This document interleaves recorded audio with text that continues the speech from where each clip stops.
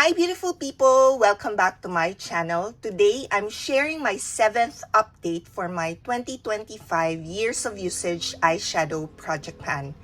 If you've been following along, you know my goal is to use each eyeshadow in this project 25 times.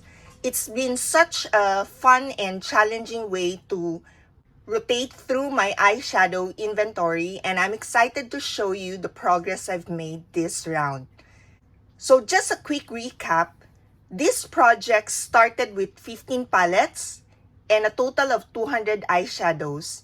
In my last update, I already completely hit goal on 10 palettes, which left me with just 5 palettes still in the project. The total number of eyeshadows I already hit goal on is 151 eyeshadows. The 5 eyeshadow palettes that I'm still working on in this project since my last update are these 5 eyeshadow palettes. So we have the Winky Locks Kitten Eyeshadow Palette, Dikalu Sunset Palette, the You Can Be Belonging Eyeshadow Palette, this You Can Be Dreamland Eyeshadow Palette, and the ColourPop Through My Eyes Eyeshadow Palette. Now let's get into the exciting part, the progress since my last update.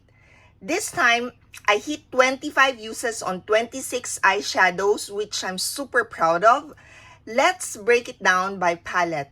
From the You Can Be Belonging palette, I hit goal on 9 eyeshadows.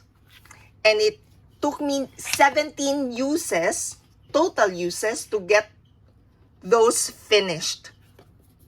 The eyeshadows are Weekender, I used that twice. Steel Shot, I used that once. Good as Gone, I've used that 2 times. Then we have Ignite, I used that twice. Drift, I used that 2 times. Then Wild Heart, I used that once. And Punk, I also used that once. Then Big Sky and Radio, I used that 3 times each. So that's the total number, 17 in total, the total number of uses on those 9 eyeshadows. Then from the Winky Locks Kitten Palette, I hit goal on 6 eyeshadows, needing 14 total uses for those. So the 6 eyeshadows are Duchess, I used that twice. Holographic, I used that 3 times. 9 Lives, 4 times.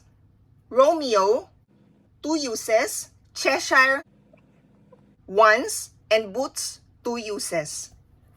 So those are the 6 eyeshadows I've hit goal on. Then from the ColourPop Through My Eyes eyeshadow palette, I hit goal on 10 more eyeshadows, leaving me with just 3 eyeshadows still to reach 25 uses.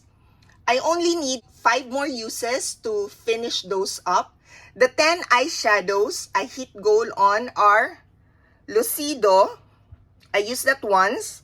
Mesmerize, I used that once. In a Wink, I used that twice.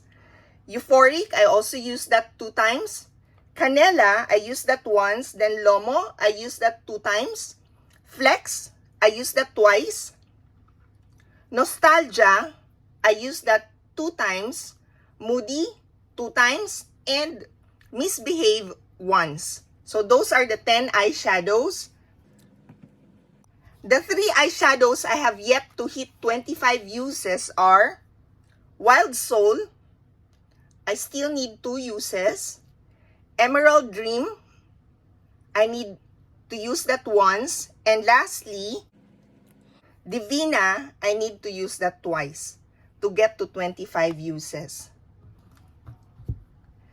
Lastly, from the Dreamland You Can Be palette, I hit goal on 1 eyeshadow. And it is this eyeshadow Inspire. This brings me to a total of 26 eyeshadows this update. So with that, I now completely finished the You Can Be Belonging and Winky Locks Kitten Palette. That's 2 more palettes officially done. So I now have these 3 remaining palettes in the project. Now let me talk about what is left.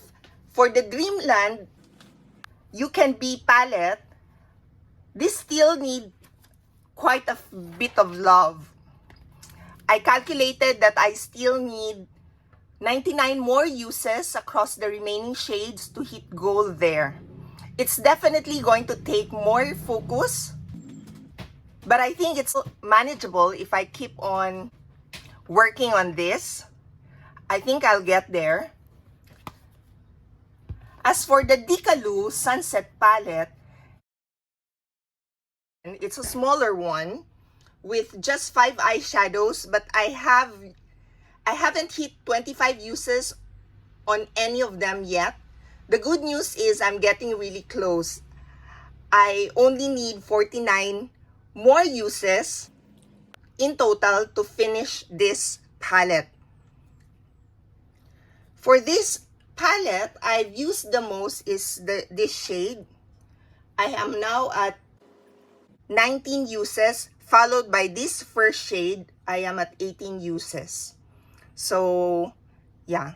For the least number of uses is actually this second shade. I've used this 11 times.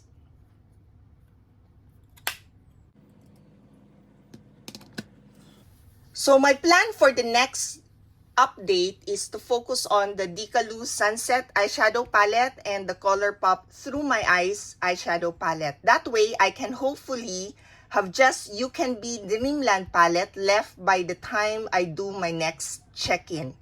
Ideally, I'll be able to wrap up the whole project in my final update.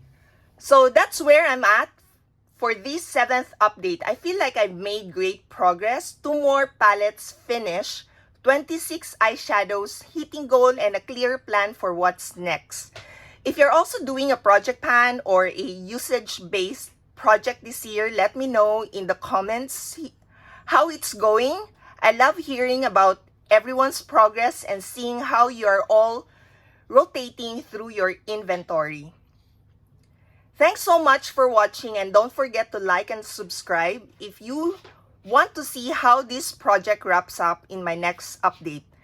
See you all soon. Bye!